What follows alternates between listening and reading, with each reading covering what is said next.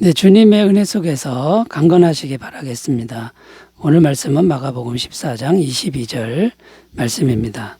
그들이 먹을 때 예수께서 떡을 가지사 축복하시고 떼어 제자들에게 주시며 이르시되 받으라, 이것은 내 몸이니라 하시고. 아멘. 오늘 말씀의 내용은 6월절 식사 자리에서 주님이 제자들에게 하신 말씀입니다. 주님은 떡을 가지고 축복하시고 제자들에게 주시면서 받으라, 이것은 내 몸이니라, 이렇게 말씀하셨습니다. 그런데 이제 여기서 질문이 또 생기는데, 분명히 떡인데 왜 이것을 주님은 주님의 몸이라고 말씀하시는 것이냐라는 겁니다. 떡은 떡이고 주님의 몸은 주님의 몸인 것이 아닌가, 이런 생각이 듭니다. 어떤 의미가 있냐면, 떡을 먹을 때 물론 떡을 먹는 거죠. 그러나 주님의 몸이라고 생각하며 먹으라는 말씀이라는 겁니다. 왜 그렇게 해야 되냐면, 주님의 몸이라고 생각하고, 이 생각이 중요한데 생각하고 먹어야 우리가 영생을 얻을 수 있다는 그런 의미가 됩니다. 요한복음 6장 53절 55절 예수께서 이르시되 내가 진실로 진실로 너희에게 이르노니 인자의 살을 먹지 아니하고 인자의 피를 마시지 아니하면 너희 속에 생명이 없느니라. 내 살을 먹고 내 피를 마시는 자는 영생을 가졌고 마지막 날에 내가 그를 다시 살리리니 내 살은 참된 양식이요 내 피는 참된 음료로다. 자, 그러니까 이렇게 생각하며 먹으라는 이런 뜻인데요. 그래서 오늘은 우리가 그냥 떡이 아니라 영생의 떡을 먹어야 하는데, 구체적으로 어떻게 하는 것이 영생의 떡을 먹는 것인지를 함께 생각하면서 제 은혜를 나누고, 항상 영생의 떡을 먹으면서 영생을 누리는 삶이 되시기 바라겠습니다. 자, 첫 번째, 영생의 떡은 어떻게 먹냐면 믿음으로 먹는 것이다 라는 겁니다. 믿음으로 먹는 것이다. 요한복음 1장 12절을 읽겠습니다. 영접하는 자 곧 그 이름을 믿는 자들에게는 하나님의 자녀가 되는 권세를 주셨으니. 자, 이 말씀의 의미는 영접하는 것, 예수님을 영접하는 것과 예수님을 믿는 것, 같은 의미라는 말씀입니다. 그러므로 예수님을 마음에 영접하는 것이 예수님을 믿는 것이 된다는 것인데요. 자, 그렇다면 성찬식에서 떡을 먹는데 어떻게 먹어야 하겠습니까? 실제로는 떡을 먹지만 믿음으로 예수님을 마음에 영접하는 그런 믿음으로 떡을 먹어야 된다라는 겁니다. 실제로는 떡을 먹어서 떡이 없어지지만 믿음으로 예수님을 영접할 때 영생의 떡을 먹는 것이다. 그 영생이 우리 안에 들어오는 것이다 라는 겁니다. 자, 그렇다면 이제 또 이렇게 질문할 수 있습니다. 꼭 떡을 먹지 않아도 되는 거 아닌가? 예수님을 믿음으로 영접한다 그러면 우리가 먹는 떡은 안 먹어도 되는 거 아닌가? 거기에 대한 답은 그렇다라는 겁니다. 꼭 떡이 없어도 우리는 언제든지 예수님을 마음에 영접하고 믿을 수 있다라는 것이죠. 그러면 영생의 떡은 믿음을 통해서 계속 먹을 수 있다라는 겁니다. 그리고 예수님은 없어지는 분이 아니죠. 영원히 살아계신 하나님이시기 때문에 언제든지 우리가 예수님을 마음의 믿음으로 모시고 있으면 영생의 떡을 영원히 먹을 수 있는 것이다라는 겁니다. 자, 그렇다면 성찬식을 왜 해야 되는 걸까요? 성찬식의 의미는 어떤 것일까요? 왜 떡을 먹는 의식이 필요한 것일까요? 여기에도 아주 중요한 의미가 있다는 겁니다. 첫 번째는 주님의 명령이라는 거죠. 무슨 명령이냐면 이것을 행하여 나를 기념하라, 이렇게 주님이 명령하셨습니다. 고린도전서 11장 24절 축사하시고 떼어 이르시되 이것은 너희를 위하는 내 몸이니 이것을 행하여 나를 기념하라 하시고. 자, 그러니까 주님의 명령이니까 주님을 따르는 우리는 당연히 순종하는 게 마땅하다라는 거고요. 이걸 왜 명령하셨을까? 이걸 생각해 보면 십자가를 지신 주님의 마음을 이 성찬식을 통해서 다시 우리가 되새길 수 있다라는 겁니다. 다시 되새기는 이런 의식이 중요하다라는 것이죠. 그 다음에 또 이것이 성찬식이 왜 중요하냐면 공동체를 영적으로 하나가 되게 한다는 겁니다. 어떻게 하나가 되는 것이냐면 같은 의식, 같은 성찬식에 참여하여 같은 떡을 먹기 때문에 교회 공동체가 영적으로 하나가 된다라는 겁니다. 고린도전서 10장 3절 4절 다 같은 신령한 음식을 먹으며 다 같은 신령한 음료를 마셨으니 이는 그들을 따르는 신령한 반석으로부터 마셨으며 그 반석은 곧 그리스도시라.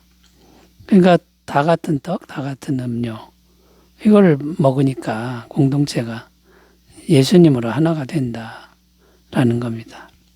그래서 대부분의 목사님들은 매 예배마다 성찬식을 하라고 가르치고 있고 매 예배마다 성찬식을 하는 교회가 있습니다.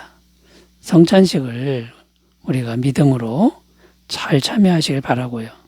성찬을 행하지 않아도 언제든지 믿음으로 예수님을 마음에 모시고 영생의 떡을 믿음으로 잘 먹으시기를 바라겠습니다. 자, 두 번째로 가보겠습니다. 영생의 떡을 어떻게 먹는 것일까요? 두 번째는 성령님의 임재로 먹는 것이다. 성령님의 임재로 먹는 것이다 라는 겁니다. 고린도전서 3장 16절 있습니다. 너희는 너희가 하나님의 성전인 것과 하나님의 성령이 너희 안에 계시는 것을 알지 못하느냐. 자, 이 말씀에 보면 예수님을 믿는 사람 안에, 예수님을 영접한 사람 안에 성령이 계시다는 말씀이 됩니다. 자, 근데 성령님은 어떤 분입니까? 성령님은 예수님이 영으로 오신 분이다. 곧 영생의 영이신 분이다. 예수님이 영생이시니까요. 요한복음 14장 17절 18절 그는 진리의 영이라 세상은 능히 그를 받지 못하나니 이는 그를 보지도 못하고 알지도 못함이라. 그러나 너희는 그를 아나니 그는 너희와 함께 거하시며 또 너희 속에 계시겠음이라. 내가 너희를 고아와 같이 버려두지 아니하고 너희에게로 오리라. 자, 성령은 우리 속에 계시는데 그 부분에 보면 내가 너희를 고아와 같이 버려두지 아니하고 너희에게로 오리라. 여기서 내가는 예수님인데 내가 너희에게 다시 온다. 성령으로 온다. 이렇게 말씀하고 있다라는 겁니다.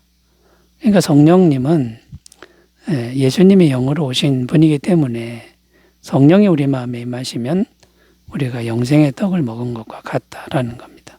또 성령은 어떤 분입니까? 부활의 영이다라는 겁니다. 모든 죽은 것을 영원한 생명으로 다시 살리시는 분이 성령님이죠. 로마서 8장 11절 예수를 죽은 자 가운데서 살리시니 영이 너희 안에 거하시면 그리스도 예수를 죽은 자 가운데서 살리시니가 너희 안에 거하시는 그의 영으로 말미암아 너희 죽을 몸도 살리시리라. 그러니까 성령님이 우리 안에 계시는 것은 모든 죽은 것도 살려버리는 영생의 그 영이 오신 것과 같다. 그러므로 영생의 떡을 먹은 것과 같다라는 겁니다. 자, 그러므로 우리가 영생의 떡을 먹으려면 항상 성령님의 임재를 심령에 구해야 된다라는 겁니다. 그것을 위해서 항상 겸손하게 기도하는 이것이 필수적인 우리의 노력이 되어야 된다라는 거죠. 빌립보서 4장 6절 7절 아무것도 염려하지 말고 다만 모든 일에 기도와 간구로 너희 구할 것을 감사함으로 하나님께 아뢰라. 그리하면 모든 지각에 뛰어난 하나님의 평강이 그리스도 예수 안에서 너희 마음과 생각을 지키시리라. 모든 순간에 우리가 기도하면서 마음에 성령님이 계시도록 기도 훈련을 잘 하시기를 바라겠습니다. 세 번째로 가보겠습니다. 영생의 떡은 어떻게 먹는 걸까요? 세 번째는 오직 하늘의 은혜를 받음으로 먹는 것이다. 오직 하늘의 은혜를 받음으로 먹는 것이다. 이 하늘의 은혜라고 했을 때 땅에서는 못 받는다 이런 의미가 됩니다. 요한복음 6장 49절 51절 읽겠습니다. 너희 조상들은 광야에서 만나를 먹었어도 죽었거니와 이는 하늘에서 내려오는 떡이니 사람으로 하여금 먹고 죽지 아니하게 하는 것이니라. 나는 하늘에서 내려온 살아있는 떡이니 사람이 이 떡을 먹으면 영생하리라. 내가 줄 떡은 곧 세상의 생명을 위한 내 살이니라 하시니라. 여기 보면 하늘에서 내려오는 떡의 두 종류를 말씀하고 있습니다. 하나는 구약시대 광야에서 내려온 만나이고 다른 하나는 예수님이라는 겁니다. 하늘에서 내려온 하나님이신 거죠. 차이점은 만나는 40년을 매일같이 먹었어도 하늘에서 내렸어도 죽었다는 것이고 예수님은 영생의 떡이므로 믿는 자는 죽지 않고 영원한 생명을 얻게 되었다라는 겁니다. 자, 그런데 공통점이 있습니다. 그게 뭐냐면 하늘에서 내렸다라는 겁니다. 오직 하나님의 은혜라는 것이죠. 세상에서 얻을 수 있는 그런 것이 아니라 오직 하늘에서 내렸다라는 겁니다. 자, 그러므로 영생의 떡은 어떻게 먹을 수 있습니까? 오직 하늘에서 내리는 은혜의 떡, 은혜의 떡을 먹어야 영생의 떡이다라는 겁니다. 내가 이 땅에서 노력해서 뭔가 얻으려고 하는 그것으로는 절대로 얻을 수 없는 것이다. 이런 의미가 되고요. 이 땅에 것이 아무리 좋고 대단해도 그것은 영생의 떡이 될 수 없다. 어차피 이 땅에 다 썩어질 것이다. 이런 의미가 됩니다. 자, 그러면 이제 우리가 어떻게 해야 되는 겁니까? 이 땅에서 나의 행위를 열심히 살아야 되겠지만 나의 행위를 통해서 무언가 하나님께 속한 영생을 얻으려고 하는 모든 태도를 내려놓아야 된다라는 겁니다. 오직 믿음으로 하늘에서 오는 은혜를 구하는 삶을 살 때 우리는 영생의 떡을 먹을 수 있다라는 것이죠. 민수기 21장 9절입니다. 모세가 노뱀을 만들어 장대 위에 다니 뱀에게 물린 자가 노뱀을 쳐다본 중 모두 살더라. 뱀에게 물려 죽어가는데 하나님이 치료책을 말씀하셨습니다. 구리뱀을 만들어 장대에 높이 달아라. 고개를 쳐들어 쳐다보는 사람은 살 것이다. 그런데 진짜 쳐다보니까 살았다는 겁니다. 오직 하나님이 주시는 하늘에서 내리는 그 은혜와 능력으로 살았다라는 것이죠. 이렇게 영생의 떡, 꼭 오직 하나님의 은혜를 받아서 험난한 이 세상을 살아라 하는 것이 하나님의 진정한 뜻인 것을 우리가 꼭 기억하셨으면 좋겠습니다. 갈라디아서 2장 16절 사람이 의롭게 되는 것은 율법의 행위로 말미암음이 아니요 오직 예수 그리스도를 믿음으로 말미암는 줄 알므로 우리도 그리스도 예수를 믿나니 이는 우리가 율법의 행위로서가 아니고 그리스도를 믿음으로써 의롭다함을 얻으려 함이라. 율법의 행위로서는 의롭다함을 얻을 육체가 없느니라. 내 행위 열심히 해서 영생을 얻고 구원을 받으려는 생각을 버리고 오직 믿음으로 예수님이 임하시고 성령이 임하시는 하늘의 은혜를 늘 받음으로 하나님의 놀라운 그 영생의 떡을 먹으면서 세상을 살아가시는 삶이 되시기 바라겠습니다. 기도합니다. 하나님 아버지, 험난한 이 세상에 살아도 항상 영생의 떡을 먹으며 살게 하여 주옵소서. 예수님의 이름으로 기도드립니다. 아멘. 하나님의 은혜가 가득하시기 바라겠습니다. 감사합니다.